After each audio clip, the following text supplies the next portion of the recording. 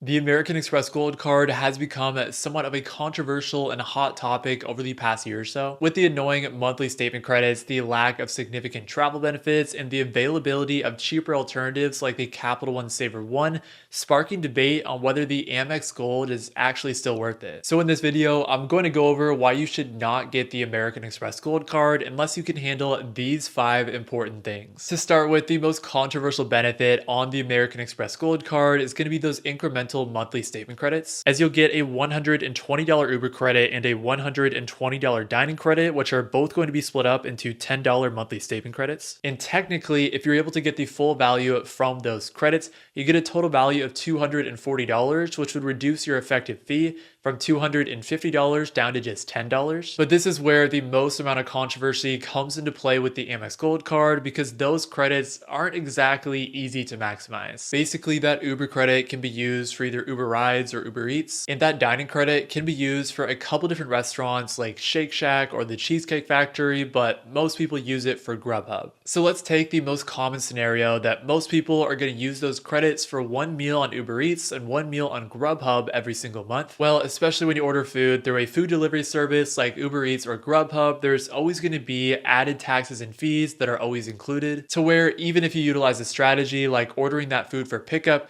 you're almost always going to end up spending more than that $10 allotted amount for the credit. So this is a big problem due to overspending, because the Amex Gold Card makes you feel like you have to use those Uber and dining credits every single month, even when in some cases you wouldn't utilize those food delivery services at all, which causes you to spend way more money than you were otherwise planning on, and makes those credits way less useful than how they seem on the surface. This has become a huge problem with American Express, where they continue to increase annual fees, and to make up for those annual fee increases, they just give you these different split up statement credits, knowing full well that especially in the case of the American Express Gold Card, it's pretty difficult to not spend more than $10 on an Uber Eats or Grubhub meal. And in reality, if this was something like a quarterly credit, then it would be way more useful. The next reason that you should not get the American Express Gold Card is because there are cheaper alternatives that are out there. Basically, one of the best benefits on the Amex Gold Card is the ability to get Forex back on popular spend categories like dining and grocery stores. This is a huge reason that people get the Amex Gold Card in the first place, since for a lot of people, dining and grocery stores are their 2 highest spending categories, so the Amex Gold Card becomes a daily driver card within their setups. However, the Capital One Savor One also gives you elevated multipliers, just slightly less than the Amex Gold Card, of getting 3x back on dining and groceries. But the Capital One Savor One does not have an annual fee, so for most people, getting slightly lower point multipliers, but getting that with a card that has zero downside because of the $0 annual fee, instead of having to pay $250 on the American Express Gold Card, is going to be worth it. Additionally, with the Amex Gold Card, you have to take a much more hands-on approach to make sure that you're maximizing the credits every single month. Whereas with the Capital One Savor One, you can take a much more hands-off approach and put this card on autopilot if you want to. Plus, even if you aren't willing to sacrifice getting 4x back on dining and grocery stores with the Amex Gold Card, maybe just because those are 2 really important spending categories that you spend a lot of money in, well, there are still cheaper alternatives to the Amex Gold that can get at least 4x back in those categories. Since you could utilize the $0 annual fee at City Custom Cash to get 5x back on your top eligible spend category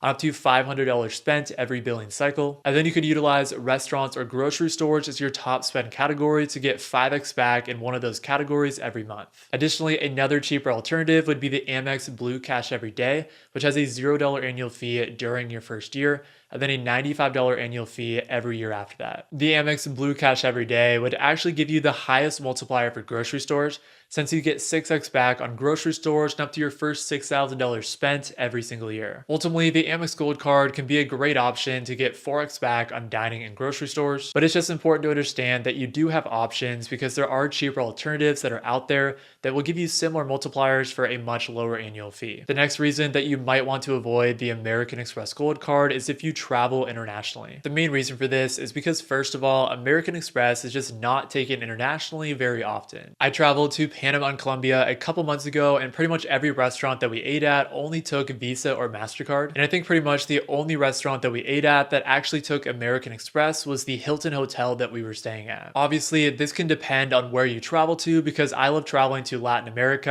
and I would imagine in Europe, American Express is probably taken a little bit more. But still, you shouldn't rely on the Amex Gold Card, because there's a very real possibility that if you travel internationally, it just won't be accepted. Plus, even if the Amex Gold Card is taken on your international trip, there are some other downsides as well. For instance, you get 4x back on grocery stores with the Amex Gold Card, but that only applies to US grocery stores, so you'll lose out on that multiplier when you travel internationally. Additionally, as I mentioned earlier, if you want to fully maximize the Amex Gold Card, you want to make sure that you're maximizing those Uber and dining credits. And unfortunately, those credits are split up into monthly statement credits, so you have to be able to utilize them every single month. So if you have a multi-week or longer international trip, it can be more difficult to maximize those credits on a particular month. Because simply put, when you're in an unfamiliar place, there can be more question marks on whether it's even possible to maximize those credits. And even if it is, it can be a lot more difficult to actually be able to do so. Obviously, just one international trip here and there probably won't be a huge deal, but if you take multiple longer international trips every single year, then the downsides with using the Amex Gold Card internationally can actually start to play a factor. I personally have the goal of becoming a digital nomad and living somewhere in Latin America for a year. So if I'm actually able to do that, I'm gonna need to have a serious conversation with myself on the downsides of using the Amex Gold Card internationally, whether the Amex Gold Card is still going to be worth it for me. However, if I'm able to live internationally for a year or so, or maybe I'm just living domestically, but I figure out that the Amex Gold Card isn't providing me with enough value, then the next thing that you'll need to be able to handle on the Amex Gold Card is that there aren't any viable downgrade options. In order to avoid canceling annual fee credit cards, you want to make sure that that annual fee credit card has a specific downgrade path to a no annual fee card, or that you have specific value that is going to provide you long-term value on that card. In the case of the Amex Gold Card, due to the reasons that I mentioned in this video, it can definitely be a card that people ultimately want to move on from. But the problem is there's not really a no annual fee option, or really just a good option at all for downgrading it. What I mean by downgrade option is that you basically take an annual fee credit card like the Amex Gold Card,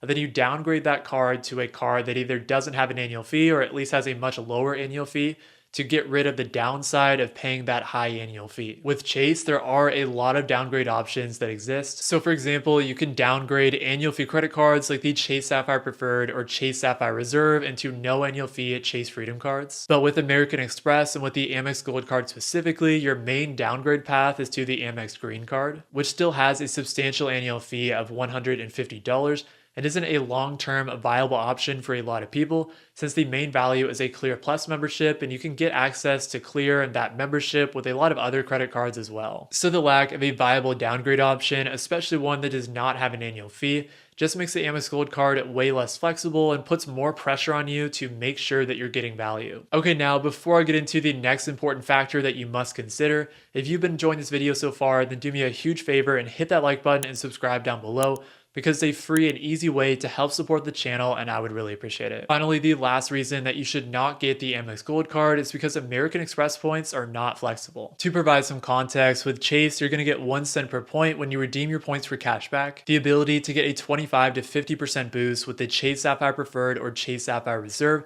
when you redeem your points through the Chase Travel Portal. And then of course, the best redemption option, which is gonna be to transfer your Chase points out to Chase's travel partners, and usually be able to get at least 2 cents per point in redemption value. So with Chase points, you'll have a lot of flexibility since you'll have that elevated floor if you want to redeem your points for cash back, but then you'll also have that travel upside if you want to redeem your points through the Chase Travel Portal, or even better, transfer your Chase points out to Chase's travel partners. However, American Express points are much more restrictive since you'll get a much lower rate of 0.6 cents per point for cash back, which honestly makes any credit cards that earn American Express points just not an option for anyone who's on team travel or prioritizing a hybrid setup. Instead, American Express points are going to work best for people who are on team travel, but there are still some downsides to that because unlike Chase, there are no American Express cards, including the Amex Gold, that give you any sort of boost when you redeem American Express points through the Amex Travel Portal. Plus, on top of that, in terms of travel partners, American Express doesn't have a super valuable hotel partner like Hyatt. Instead, the best way to utilize American Express points is for international flights, especially in first or business class, And I really wouldn't recommend that you utilize those points for any other purpose, which definitely adds some significant restrictions to the points that you are earning on the Amex Gold Card. However, despite all of the reasons that you should avoid the Amex Gold Card, I will admit I had the Amex Gold Card and I think a lot of you should as well. Obviously, those monthly statement credits can be annoying, but I don't think they're as bad as they're sometimes made out to be, because if you can figure out a strategy to pick up 2 meals per month from an affordable place near your house, for me it's typically Chipotle, then you can keep the cost of that meal around that $10 credit mark and significantly lower your effective fee. If you can get significant use out of those credits, then you basically get those 4x multipliers for grocery stores and dining at a pretty low effective fee. And despite having less flexibility, American Express points can still be really valuable with their international airline travel partners. Even if I'm able to live internationally for a year and the downsides that come with using the Amex Gold Card internationally, I'll still very likely be able to use the Uber portion of those credits. And even if I can't use the dining credit, I'll probably just suck it up for a year and keep the Amex Gold Card open because I value it long term. But in conclusion, the Amex Gold Card can be a great card and also a really annoying one. It just depends on how you look at it. The Amex Gold Card is definitely structured in such a way that some people are going to get a lot of value and some people are going to get minimal value. So it's going to be really important to understand the credits and multipliers and how they fit your lifestyle. But if you are interested in getting a Capital One credit card as well, like the Capital One Venture X, then go watch this video next where I discuss 5 things that you must consider before you get a card like the Venture X. Thank you all so much for watching this video, and I hope you all have a great rest of your day. Peace.